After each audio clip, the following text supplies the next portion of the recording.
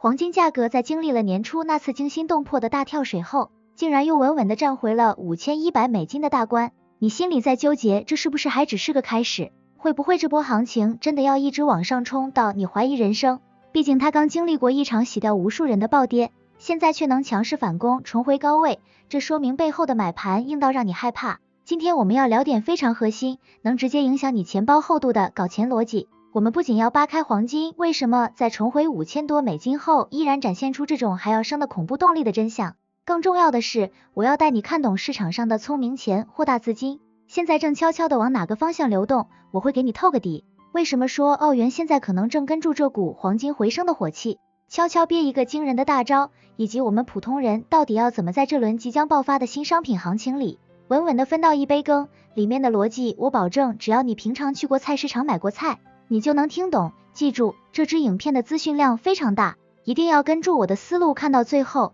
因为在影片的结尾，我准备了一个独家 bonus， 一个我最近自己也在砸钱布局，未来极有可能迎来大爆发的冷门投资板块。错过了黄金的第一波吃肉机会，这个 bonus 板块你绝对不想再放过。一开始我先跟大家说点掏心窝子的话，很多人投资失败不是因为不够聪明，而是因为太过焦虑，这种焦虑来自于对未知的恐惧。当你看住金价从年初的历史高位回落到4000多，现在又像没事一样重新捅破$5000的大门时，你的心态其实已经从怀疑变成了敬畏。你开始意识到这个世界真的变了，这不再是我们以前认知的那个小打小闹的市场了。讲到黄金重回$5100，我先跟你们分享一个最近发生在我身边的真实细节。我有个朋友，他是那种最稳健，甚至有点保守的生意人，以前只信房产和现金，但就在这2天，金价重新站回$5100关口的时候，他破天荒的给我打了3个电话，语气里全是那种原来真的跌不下去的绝望与急迫感。他跟我说，他发现身边那些原本还在观望，等着金价崩盘的大老板，现在都开始疯狂回补仓位，大家似乎达成了一种共识，就是在这个充满变数的2026年，如果手里没有点能发光的东西压阵，晚上睡觉都不踏实。这种回调不破，强势回归的表现，正是推动金价下一步可能冲向$6000的核燃料。这就是我们现在面临的现状，黄金正处于一种结构性巨变的疯牛行情中，它不是在横盘，它是在不断刷新我们对财富的认知上限。这就像你在高速公路上看住一辆改装跑车，你以为它进休息站加个油就会慢下来，结果人家换个轮胎出来直接飙到了更高速度，你还在犹豫要不要跟上的时候，人家的尾灯都快看不见了。现在的黄金就是这种状态，它背后有一股极强的各国央行储备和对冲风险的需求在推着它一直往上走。如果你能理解这种势不可挡的二次喷发心理，你就能明白为什么现在全世界的大资金都在疯狂调仓，而这些流出来的钱正在瞄准我们今天要讲的主角。那你肯定会问我，既然价格已经重回$5100的高位，甚至完全没有回头的意思，到底是什么力量在背后支撑着黄金这种二次喷发的火气？这就要说到心理学和现在全球格局的底层翻转了。你要知道，普通人买黄金可能还在算克重、算加工费，但这个世界上真正掌握资源的大佬们，他们买黄金是在买全球大变局下的最后船票，这不是开玩笑的。2026年的这个当下，各国央行正在以几十年来最快的速度把手里的纸钞换成黄金，因为大家都看清了一个现实，那就是当原本的规则开始松动，只有这种闪闪发光的硬通货才是真正的安全感，这种安全感在2026年是无价的。所以你看到的一直升，其实是全球信用体系正在重新定价的过程。但重点来了，作为想搞钱的聪明人，我们不能只盯着已经起飞的黄金，你要学会转弯。就像我之前在澳洲旅游时的一个深刻体会，当时我去参观一个偏远的矿区，那天风沙很大，我看到一排排望不到头的重型卡车装满了黑色的矿石和红色的土，司机告诉我这些全是运往码头发往全球各地的。那一刻我突然意识到，这满地的红土黑石其实就是另一种形式的黄金。澳洲这块土地简直就是老天爷赏饭吃，它就是全世界最大的基础建设超市。当黄金价格重回$5100，它其实是在给所有实物资产发出一个信号，价值回归了。这就是为什么我说澳元现在是下一个财富密码，因为澳洲手里握着全世界最缺的牌，除了铁矿石，现在全球疯狂追求的 AI 数据中心、绿能转型，甚至2026年最核心的国防工业，哪一个不需要大量的铜、锂、镍和稀土？这些东西澳洲应有尽有，所以当大宗商品行情因为黄金的领涨而被全面点燃时，全世界的资金都会疯狂涌入这个资源出口大国，这就是所谓的商品货币逻辑，也就是说，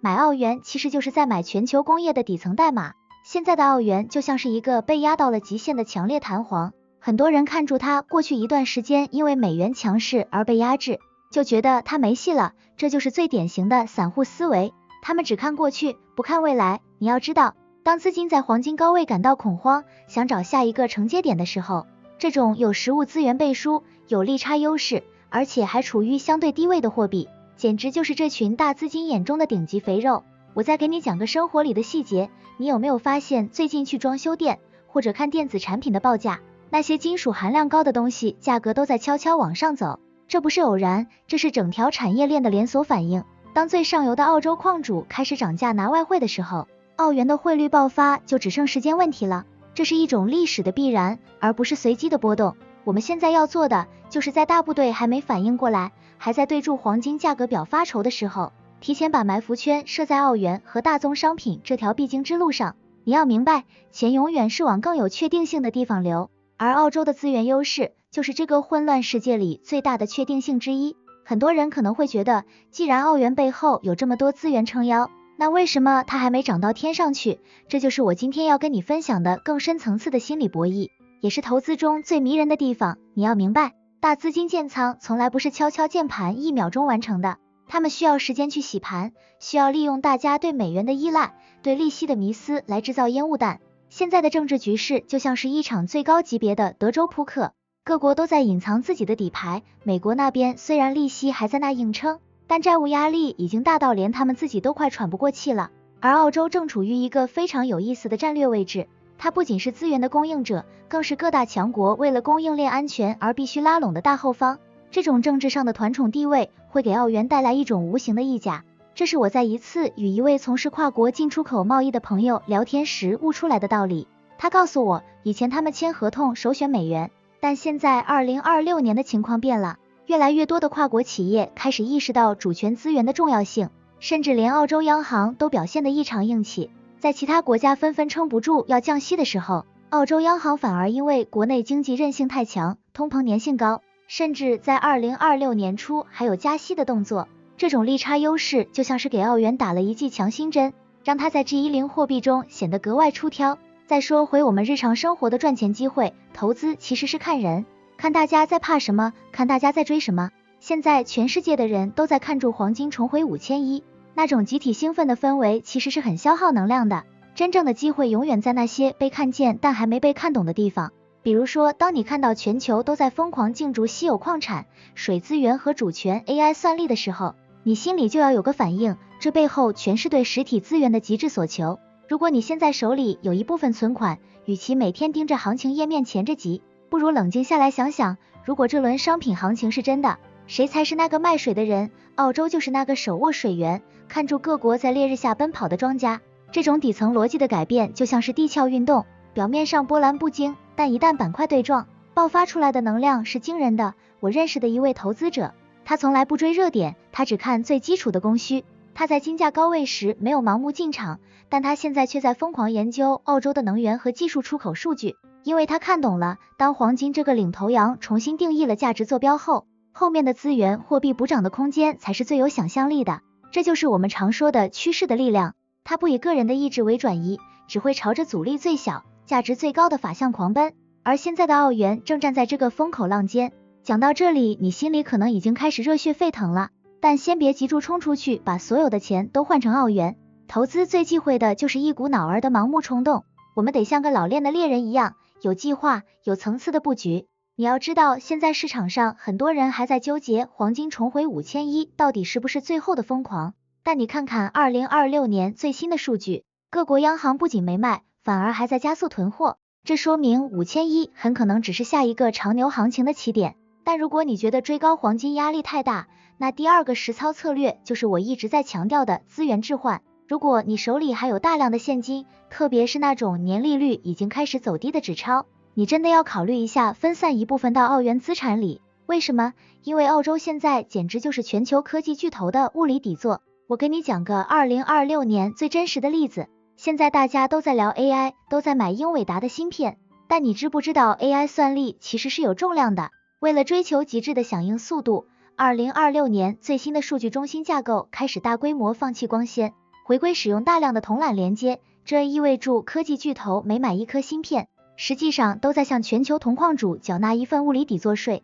而澳洲正是这场税收最大的受益者。这种实实在在的避不开的工业需求，就是澳元汇率最硬的支撑。生活里我有个朋友，他以前只会买定存，后来我教他分批次的换一些澳元，并关注澳洲的资源类 ETF。他一开始还战战兢兢，结果这2天他发现，当大家还在为黄金波动心惊肉跳的时候，他的澳元资产已经因为资源价格的整体抬升而稳步增长。这就叫吃钱抹净，除了澳元，你还得盯紧白银。2026年的白银已经不仅仅是贵金属了，它是新能源和半导体的血液。如果你觉得$5000的黄金太贵买不下手，那白银就是老天爷给你的第2次机会。它的盘子小，一旦市场意识到工业需求大到库存告急时，白银的爆发力会让所有人惊掉下巴。所以现在的布局逻辑非常清晰，以澳元为盾，保住你的购买力，以白银和资源类标的为锚，去冲击那一波补涨的暴利。你要学会做时间的朋友，不要想着今天买明天就翻倍，那是赌博，不是投资。真正的财富增长是看准了这场2026年的资源战争，然后像钉子一样死死的钉在里面，等住全球资金的大风把你吹起来。最后我们来聊聊未来的走势，这也是大家最关心的部分。根据2026年目前的全球局势，黄金虽然在重回$5100上方不断试探新的天花板，甚至市场普遍认为这仅仅是配置逻辑转折年的开端，黄金已经从单纯的避险资产变成了具备替代债券功能的核心地位。但你要知道，任何资产都不可能像直线一样永远上升，市场一定会有剧烈的震荡和洗盘，这种震荡就是为了把那些意志不坚定的短线客甩下车。所以我的投资建议是，如果你现在想进场黄金，一定要做好长期持有和承受波动的心理准备，因为现在支撑金价的是全球信用体系的裂痕和央行构建独立结算体系的刚需，这不是3-2天就会结束的戏码。但相比之下，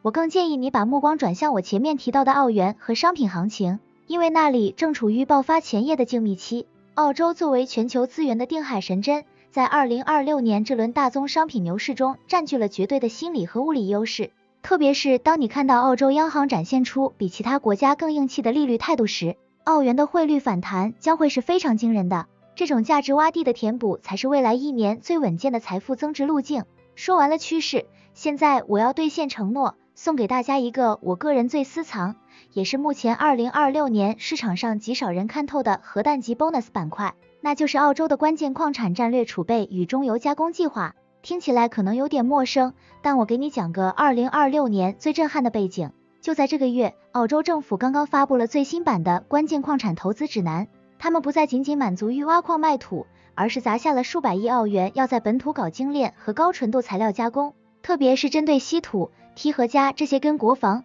AI 芯片死死挂钩的战略物资，澳洲已经正式与美国的战略储备对接。这意味着什么？这意味着澳洲的这些资源公司已经从单纯的采矿工变成了全球安全供应链里的合伙人。我最近一直在研究几家参与了澳洲2026年这29个重点中油加工计划的公司，这些公司现在的市值还远远没有反映出他们在全球战略中的地位。一旦下半年澳洲的关键矿产战略储备正式运作，这些标的的爆发力绝对不是几%的增长，而是以倍数来计算的财富跃迁。这就是我想送给你的终极启发，投资要跟住国家级别的战略支点走，黄金是保命的盾，澳元是稳健的甲，而这些深度参与全球重构的稀有资源标的，才是真正能让你实现财富翻身的骑兵。如果你对这个冷门板块感兴趣，或者想知道我私下整理的那份2026澳洲关键资源观察名单，记得留意我接下来要说的行动指南。在我们进入实战方案之前，有一件事我一定要单独拿出来提醒你，这件事甚至比你选中哪只股票、哪种货币更重要，那就是2026年特有的流动性幻觉陷阱。你要知道，当你看到黄金重回5100，白银价格疯涨的时候，市场其实已经进入了一种极度拥挤的状态。很多人以为在牛市里只要买进去就能赚钱，但他们忽视了一个致命的细节，那就是2026年初刚发生的那一场金银惊魂跳水。当时伦敦金单日暴跌超过$700，白银甚至一度跌掉30%，这种极端波动背后真正的杀手不是基本面坏了，而是保证金要求的突然提高，这就是我要告诉你的第一个警钟。当金价越高，交易所为了防范风险，会强行要求你存入更多的保证金。如果你把仓位打得太满，哪怕趋势看对了，一场小小的技术性回调就能触发强平，让你倒在黎明前的黑暗里。这种看对方向却亏了命的惨剧，在2026年的波动率下会频繁上演。